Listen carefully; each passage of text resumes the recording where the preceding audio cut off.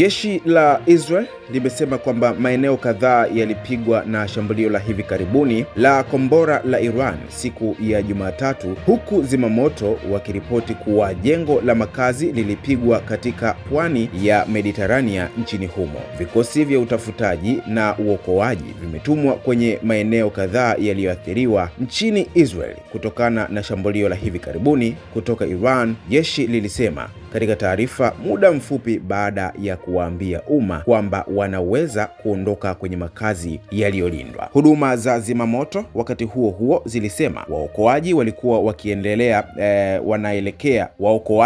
wakielekea kwenye jengo ambalo lilipata pigo moja kwa moja. Shirika la utoaji huduma za dharura nchini Israel, Magen David Adom, lilichapisha picha za timu ambazo zilikuwa zimetumwa katika mji wa pwani wa Haifa zikionyesha magari kadhaa yaliyokuwa yakiteketea kwa moto na jengo la makazi ambalo lililipuliwa na mlipuko. MDA ilisema timu zake zilisafirisha watu 7, lakini pia akiwemo mwanamke mmoja mwenye umri wa miaka 72.